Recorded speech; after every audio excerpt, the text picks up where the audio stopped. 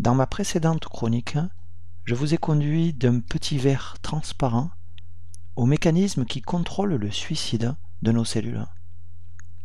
Cette nouvelle chronique démarre avec un personnage de la mythologie grecque, la déesse Clotho, qui crée le fil de la vie des hommes. Et cette chronique nous emmènera à la découverte d'une protéine de jouvence. Le voyage que je vous propose dans cette chronique démarre en Grèce antique et il va nous permettre de rencontrer trois personnages de la mythologie grecque. Il s'agit des trois divinités du destin, trois déesses que les Grecs anciens appelaient les moires, ce qui signifie les portions de destin qui sont assignées à chaque homme.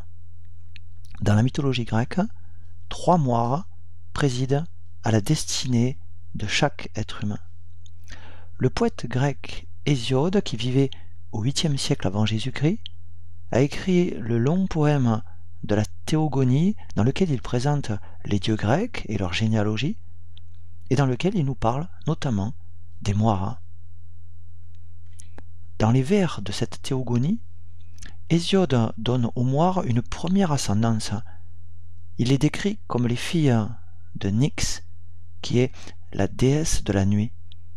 Mais un peu plus loin, dans la Théogonie, Hésiode modifie l'ascendance des moires et il les décrit cette fois comme les filles du dieu Zeus, le roi des dieux, et de Thémis, la déesse de la justice. Les moires sont trois sœurs, dont la plus jeune est appelée Clotho, ce qui signifie en grec celle qui file la laine. Clotho est la moire qui file la trame de la vie des hommes, et c'est donc elle qui régit la naissance. La deuxième moire est appelée l'Achésis, ce qui signifie celle qui tire au sort. L'Achésis est la moire qui répartit, qui attribue à chacun sa part. Elle mesure la longueur du fil de vie et elle régit donc le déroulement de la vie. La troisième moire, qui est l'aînée, est appelée Atropos, ce qui signifie l'implacable, l'inflexible. Atropos est la moire qu'on ne peut pas détourner. C'est elle qui va couper le fil de notre vie et qui régit donc la mort. La personnification du destin par les trois moires se retrouve dans de nombreuses autres mythologies. On retrouve par exemple ces trois divinités dans la mythologie romaine, où elles sont appelées les parques. Et les trois parques se partagent les mêmes rôles que les trois moires. Nona tisse le fil de la vie, puis Décima le déroule, et Morta, enfin, le coupe. Dans la mythologie nordique, ce sont les Nornes qui veillent au destin de chacun. Elles ont pour mission de fixer l'avenir d'un enfant lors de sa naissance. Les trois Nornes les plus importantes sont Urt, ce qui signifie ce qui est arrivé, Verdandi, ce qui est en train de se passer, et Skuld, ce qui est à venir. Les Nornes vivent près de la fontaine du destin, au pied de l'arbre du monde, appelé Yggdrasil, ce qui signifie l'introuvable. Les Nornes tissent la tapisserie des destins, un ouvrage où chaque fil représente une vie. Les Nornes puisent aussi de l'eau dans la fontaine du destin, qu'elles vont mélanger à de la terre pour alimenter les racines de l'arbre du monde. Et comme le fait Atropos ou Morta, c'est Skuld qui coupe le fil de vie lorsque l'existence d'un mortel doit s'achever. Les trois sœurs du destin évoquées dans ces différentes mythologies sont souvent représentées sous les traits de vieilles femmes laides, tristes comme peut l'être la mort, effrayantes comme peut l'être le destin. Mais ces divinités ne sont pas toujours représentées comme des vieilles femmes aux traits inquiétants. Voici par exemple une statue en marbre réalisée au XIXe siècle par le sculpteur hongrois Joseph Engel.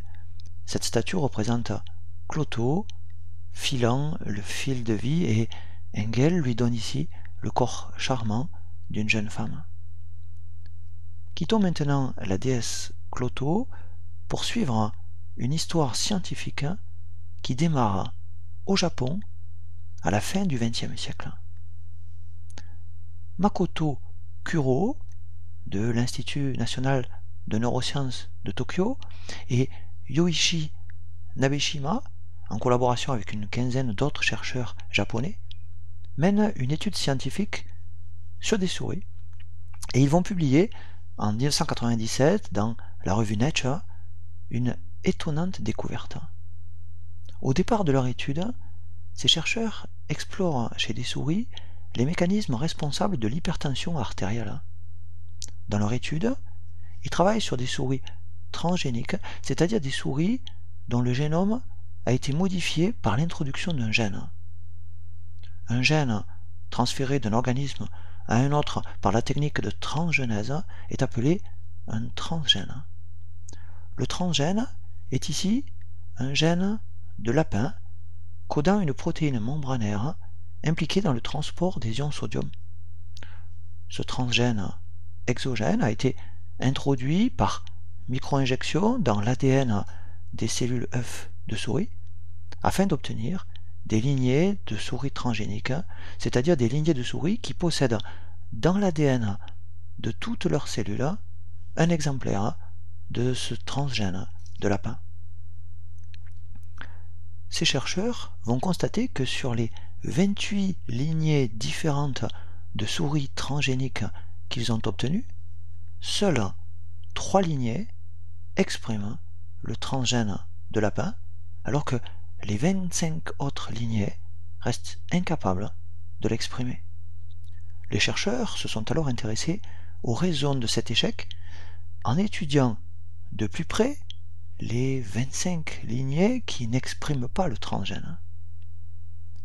Et cette étude les a conduits à découvrir qu'une de ces 25 lignées transgéniques, qui apparaît ici en rouge, présente des caractéristiques tout à fait inattendues.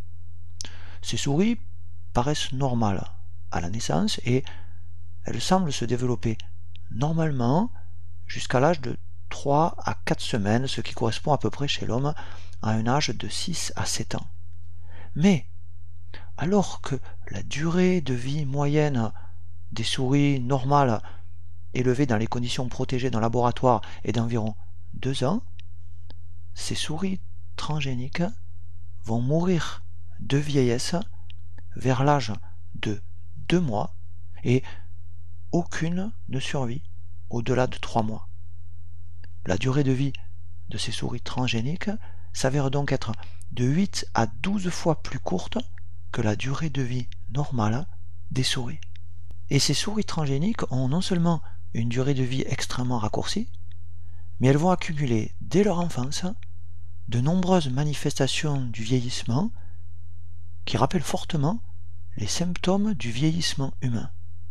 Par exemple, ces souris transgéniques développent de l'athérosclérose, c'est-à-dire que la paroi de leurs artères va se calcifier et se rigidifier.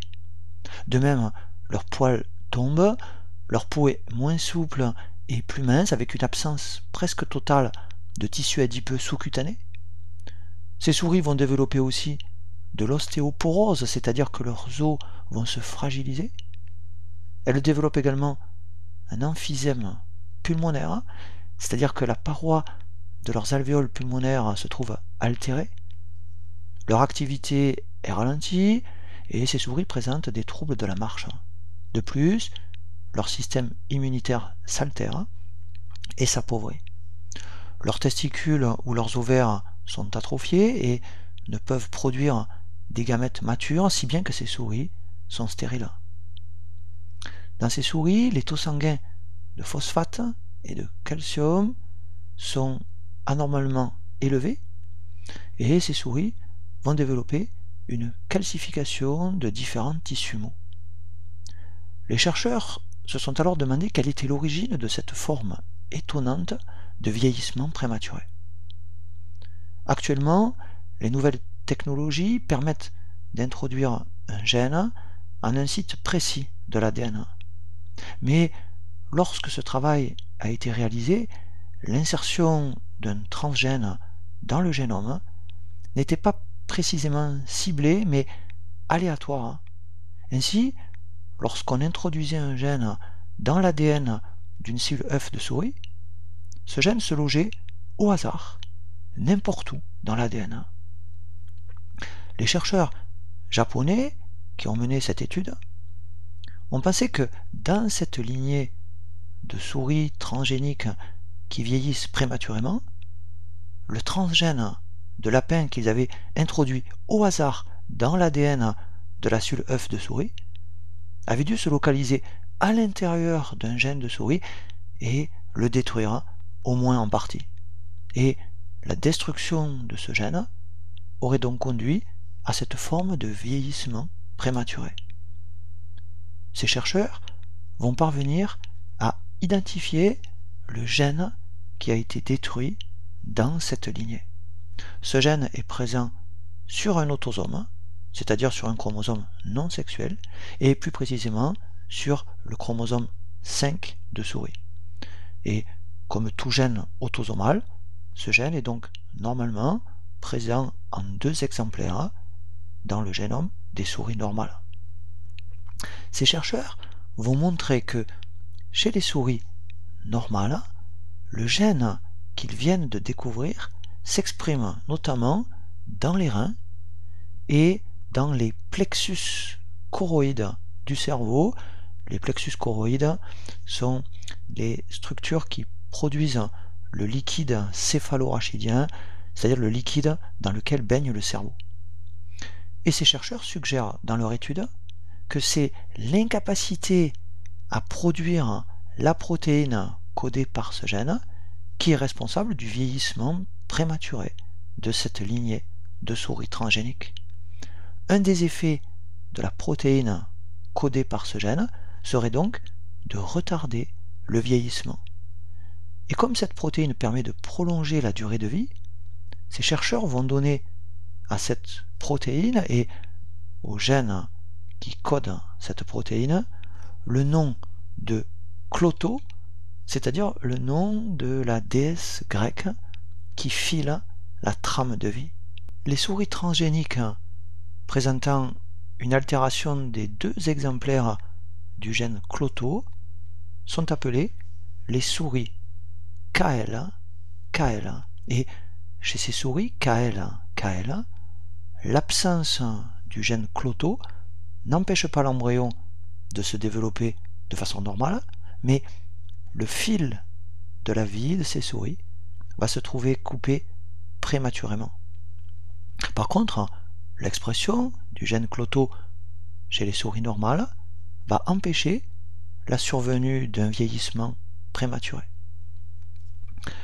Les chercheurs vont ensuite réintroduire artificiellement, dès la conception, le gène Cloto chez des souris KL.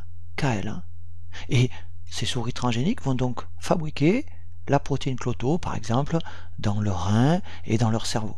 Ces souris ne manifestent alors plus aucun signe de vieillissement précoce et leur durée de vie est semblable à celle de souris normales. Ces résultats confirment que la protéine Cloto exerce bien un effet protecteur contre le vieillissement précoce et que c'est bien l'altération du gène Cloto qui conduit aux symptômes d'un vieillissement prématuré.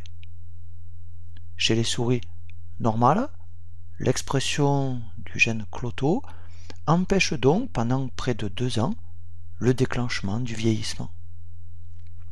Notons que dans les souris normales, le gène Cloto n'est exprimé que par quelques types cellulaires présents dans un nombre limité d'organes tels que les reins et le cerveau. Mais le gène Cloto ne semble pas être exprimé dans la plupart des organes qui présentent pourtant chez les souris KL des manifestations prématurées, de vieillissement.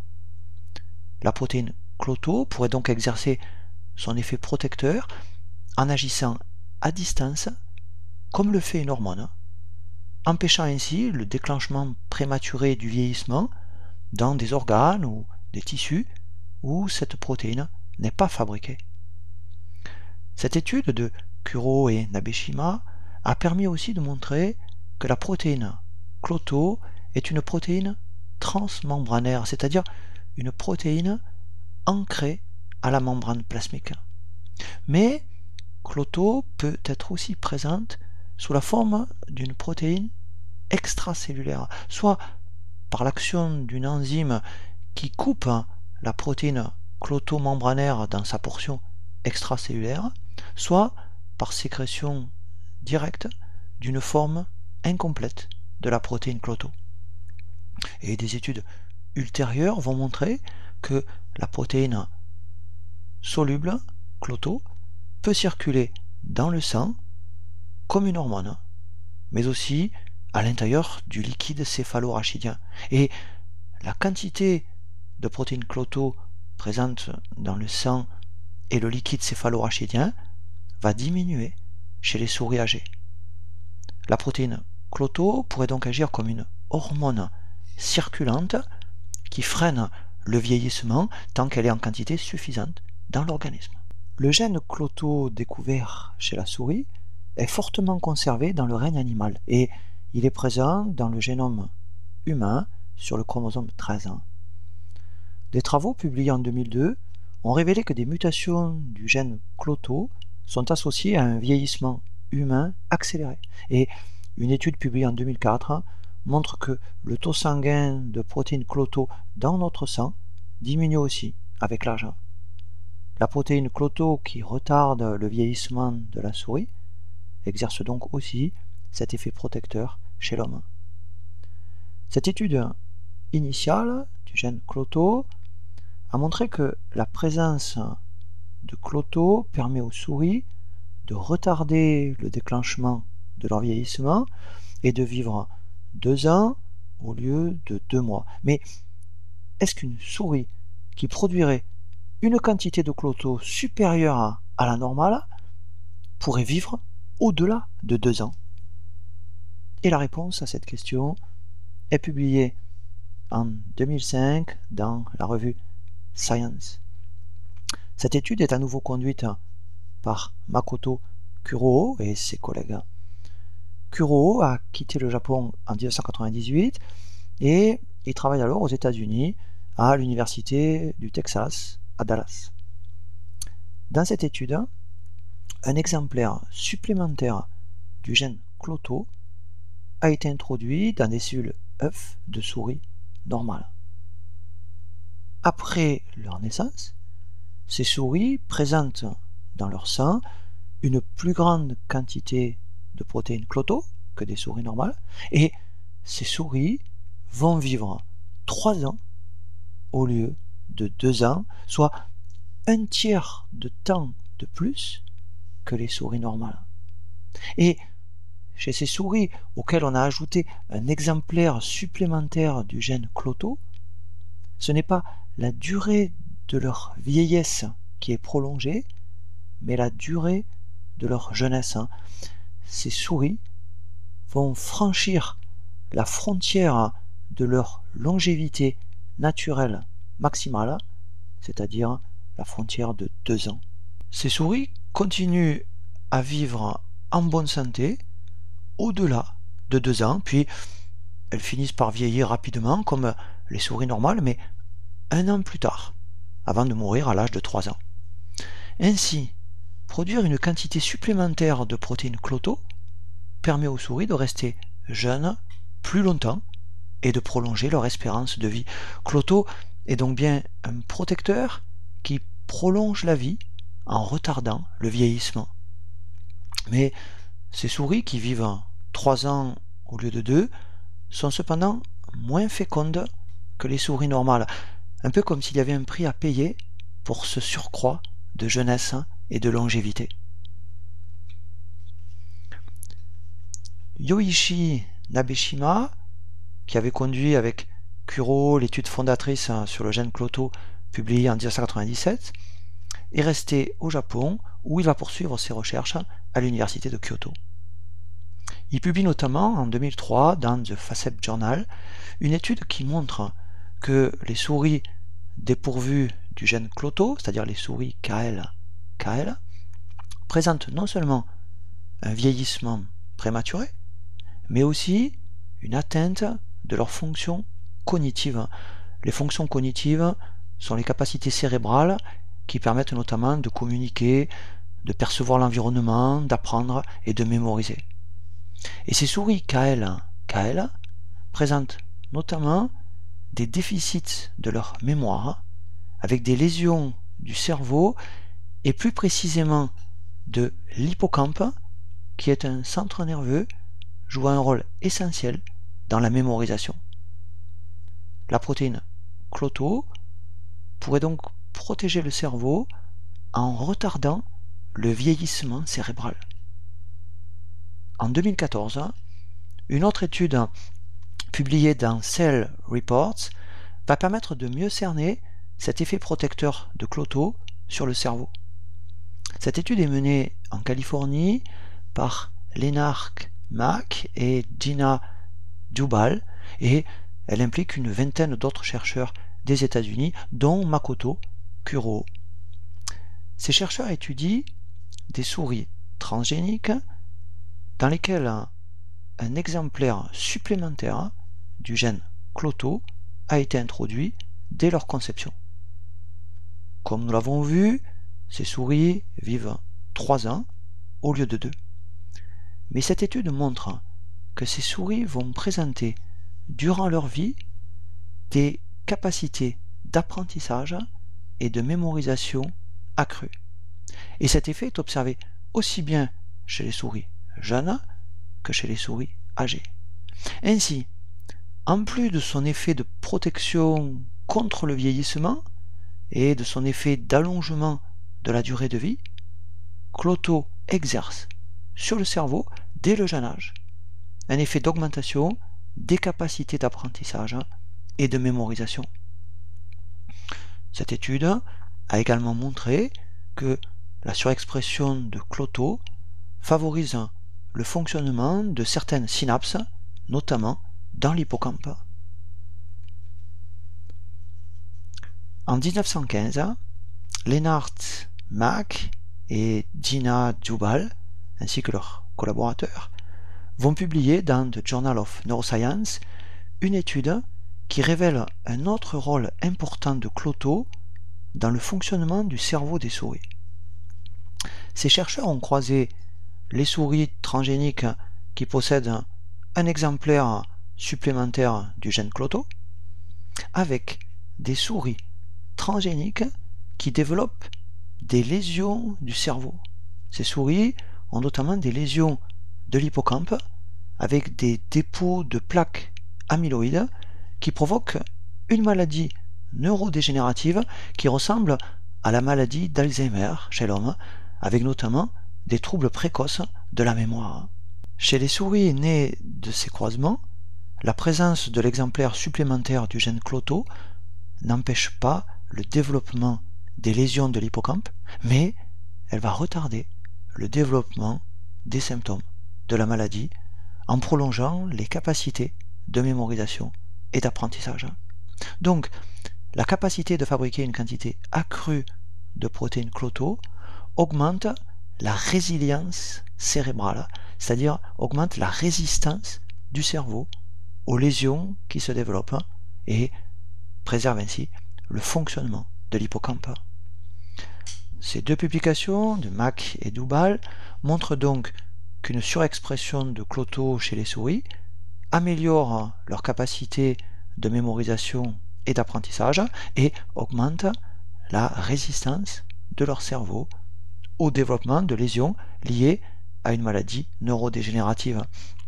Mais ces souris transgéniques disposent depuis leur conception d'un exemplaire supplémentaire du gène Cloto.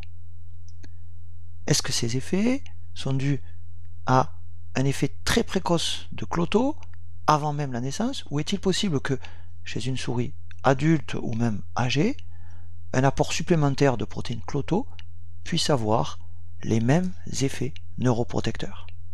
Et une réponse à cette question va être apportée par une étude menée par Dina Dubal et ses collaborateurs et publiée en 2017 dans Cell Reports. Ces chercheurs ont fabriqué la portion de la protéine cloto qui circule dans le sang et ils l'ont injectée une fois par jour pendant 5 jours à de jeunes souris adultes et à des souris âgées. Ces injections de cloto vont augmenter les capacités d'apprentissage et de mémorisation que les souris soient jeunes ou âgées. Puis ces chercheurs vont réaliser la même expérience, mais cette fois chez des souris transgéniques qui développent une maladie neurodégénérative qui ressemble à la maladie de Parkinson de l'homme, avec notamment des troubles moteurs. Et l'injection quotidienne pendant 6 jours de cette portion de la protéine cloto va améliorer les troubles moteurs de ces souris, ainsi que leur capacité d'apprentissage et de mémorisation. Ainsi, l'injection durant quelques jours seulement de cette portion de cloto exerce sur le cerveau des souris jeunes ou des souris âgées ou encore des souris atteintes d'une maladie neurodégénérative les mêmes effets que ceux qui avaient été observés chez les souris qui possèdent depuis leur conception un exemplaire supplémentaire du gène cloto. La portion de la protéine cloto que ces chercheurs ont injectée circule dans le sang et dans le liquide céphalorachidien, mais elle ne traverse pas la barrière hémato-encéphalique, si bien que les effets neuroprotecteurs de cloto doivent être indirects. Mais ces travaux laissent surtout entrevoir le potentiel thérapeutique de la protéine cloto contre les maladies neurodégénératives qui affectent l'homme, telles que la maladie d'Alzheimer ou la maladie de Parkinson. La SLA ou sclérose latérale amyotrophique ou encore maladie de Charcot est une autre maladie neurodégénérative qui touche l'homme et qui se manifeste par une perte progressive de motoneurones dans le cerveau et dans la moelle épinière, conduisant peu à peu à une paralysie générale. En 2019, une étude conduite par Carmela Ibrahim et ses collaborateurs de l'Université de Boston est publiée dans Journal of Molecular Neuroscience. Ces chercheurs travaillent sur des souris qui présentent une maladie comparable à la SLA et leur étude montre que la surexpression du gène cloto chez ces souris va freiner l'apparition et la progression de cette maladie. Elle va atténuer les déficits moteurs et prolonger la durée de vie de ces souris. Et cette étude montre que dans ces souris, la surexpression du gène cloto réduit la neuroinflammation et freine la perte de motoneurones, essentiellement dans la moelle épinière, mais aussi dans le cortex moteur. Les nombreuses études qui concernent cloto permettent de comprendre comment agit cette protéine. Un des modes d'action de la protéine cloto est de permettre au FGF23 d'exercer son effet. Le FGF23 est une hormone que les ostéocytes produisent, notamment lors d'une augmentation du taux sanguin de phosphate. Le FGF23 agit sur des cellules du rein en réduisant la réabsorption des ions phosphate, ce qui conduit à diminuer le taux sanguin de phosphate. La présence de cloto membranaire est nécessaire à cette action rénale du FGF23 parce que cloto permet la liaison du FGF23 à son propre récepteur membranaire. Cloto est donc ici une sorte de corécepteur obligatoire du FGF23. L'action de FGF23 permise par Cloto permet ainsi d'abaisser le taux sanguin de phosphate, ce qui est capital dans le maintien de la longévité. La protéine Cloto membranaire permet aussi au FGF23 de réduire la synthèse par le rein d'une hormone qui est appelée le calcitriol et qui est une hormone exerçant un effet hypercalcémiant. Et nous avons vu précédemment que les souris transgéniques dont le gène Cloto a été invalidé et qui vieillissent prématurément ont des taux sanguins de phosphate et de calcium anormalement élevés, ce qui entraîne notamment la calcification de tissus mous. Mais si on soumet ces souris transgéniques dont le gène Cloto a été invalidé à un régime alimentaire appauvri en éléments phosphorants, leur durée de vie est prolongée et la calcification de leurs tissus se trouve réduite. Notons que les souris transgéniques dont le gène du FGF23 est invalidé vont présenter aussi une durée de vie réduite et une calcification de différents tissus mous. D'autres travaux montrent que Cloto favorise aussi la longévité en inhibant la voie de signalisation utilisée par certains facteurs de croissance. Ainsi, Cloto bloque la voie de signalisation utilisée par l'insuline et l'IGF-1, ce qui permet par exemple à Cloto d'induire la production intracellulaire d'enzymes de protection contre le stress oxydatif. Et en bloquant cette voie, Cloto peut aussi exercer une action anti-tumorale. Ainsi apparaît aujourd'hui le vaste potentiel que présente Cloto dans le développement de nouvelles stratégies pour lutter contre les maladies neurodégénératives, pour lutter contre le cancer et pour accroître peut-être un jour notre durée de vie. Dans la mythologie grecque, la déesse Cloto tissait le fil de vie.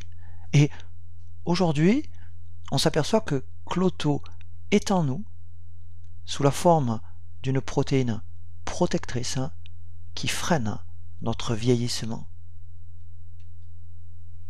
Et comme vient inévitablement le temps où la moire Atropos coupe le fil de la vie, voici venu le moment de mettre fin à cette chronique. Mais je vous retrouve très bientôt dans une nouvelle chronique qui nous conduira du dieu grec hermaphrodite aux testicules féminisants.